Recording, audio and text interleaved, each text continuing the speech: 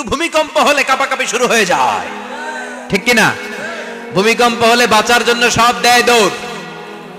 টেলিভিশনের কিছু live programme দেখলাম, উপস্থাপকও দৌড়, অতিথিও দৌড়। দেখেন নাই? লাইভ ব্রডকাস্টিং হচ্ছিল, কি সরাসরি সম্প্রচার।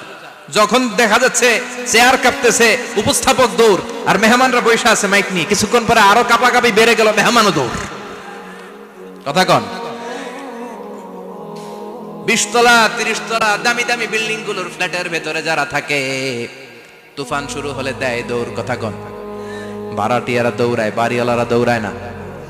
নিজের বাড়ি তো, এই জন্য দৌড় দেয় না। নাকি ভূমিকম্প হইলে ভাড়াটিয়াও দৌড়, বাড়িওয়ালাও দৌড়। র্যাবের প্রধান দৌড়, পুলিশ প্রধান দৌড়, শুধু প্রেসিডেন্ট আর মাননীয় প্রধানমন্ত্রী দৌড়ায় না। কথা কন। বাঁচার জন্য সব দৌড়। আবার রব্বুল আলামিন বলেন, জমিনটারে সমান দেখে, কার্পেটিং দেখে মনে করো না তোমরা বেঁচে গিয়েছো।